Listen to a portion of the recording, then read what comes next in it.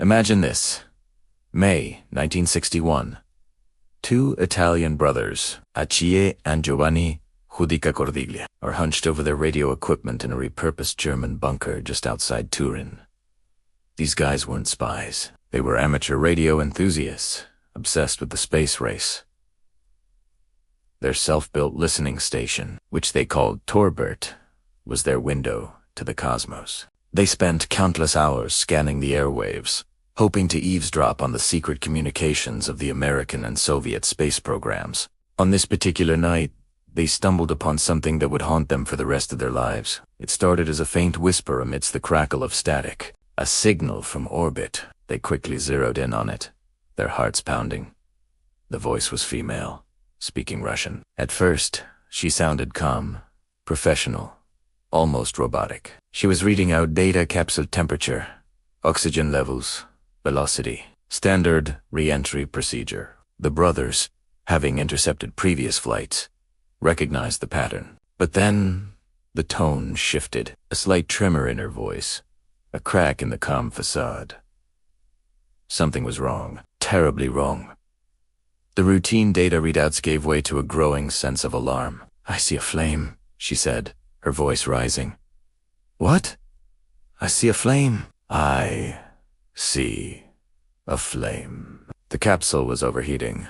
The re-entry angle was off, and she knew it. The professionalism was gone, replaced by raw, unfiltered urgency. "Am I going to crash?" Yes, I'm hot. Back in the bunker, the brothers listened, utterly powerless. They were thousands of miles away, the only witnesses to a tragedy unfolding in the cold vacuum of space. The woman's calm was completely shattered now. She was pleading with her ground control, begging for a response. Listen. Talk to me. Talk to me. I'm hot. But her pleas were met with silence. The radio on the other end was dead. Was it a technical failure, or had they abandoned her? The transmission became more desperate, more frantic. "The heat is rising. I see a flame, ... The heat is rising. I feel a hot ... You could hear the terror in her voice as she realized her fate. Her spacecraft wasn't a chariot to the stars anymore. It was rapidly becoming her coffin. The heat shield was failing. The temperature inside her tiny capsule was climbing to unsurvivable levels. Her breathing became labored, punctuated by gasps and sobs. She knew this was the end. She was alone, burning up as she fell back to Earth, a secret sacrifice on the altar of the space race. It's hot ... I'm hot ... 30-2 ... 40-1 ... Am I going to crash? She cried out. Her voice was filled with a mix of terror and resignation. She knew there would be no rescue, no last-minute miracle. The brothers could only record the chilling audio, their hands shaking. The woman's voice grew weaker, her words becoming fragmented. The panic gave way to agonizing pain. They heard a final, harrowing scream, a sound that cut right through the static and into their souls. Then, silence, a profound, deafening silence.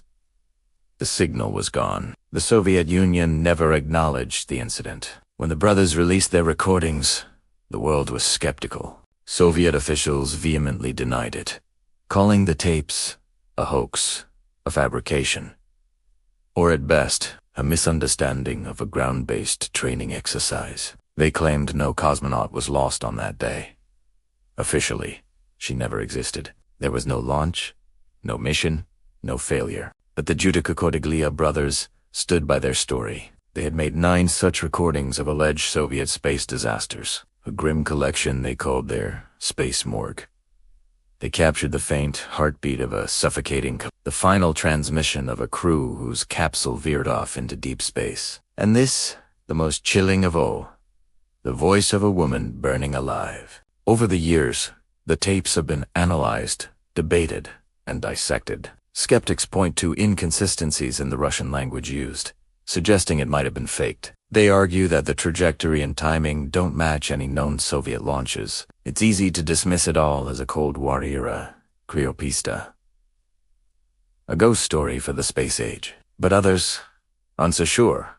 The emotion in the voice, the raw terror could that really be faked. The context of the time is crucial. The Soviet Union's space program was shrouded in secrecy. They only announced their successes. Failures were swept under the rug.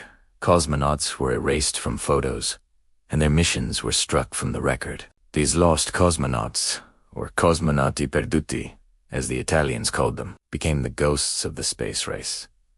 So, who was she? Was she a real person?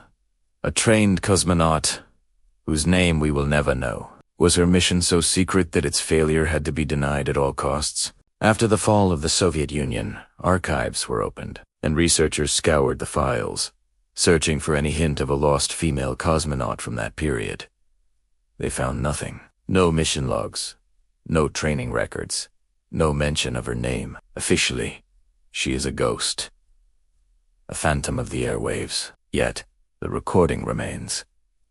A haunting piece of audio that refuses to be forgotten. It's a stark reminder of the immense risks those early space pioneers took. For every Yuri Gagarin or Valentina Tereshkova, Huritanda Hira or many others, paid the ultimate price in secret. How many names have been lost to history, their stories buried in classified files or scattered as ashes in the upper atmosphere? The story of the lost cosmonaut is more than just a conspiracy theory. It speaks to our deep-seated fascination with the unknown and our fear of being forgotten. It's a tale of ambition, secrecy, and the human cost of progress. Whether you believe the recording is real or a masterful hoax, you can't deny its power. It forces us to look up at the stars and wonder about the stories that remain untold.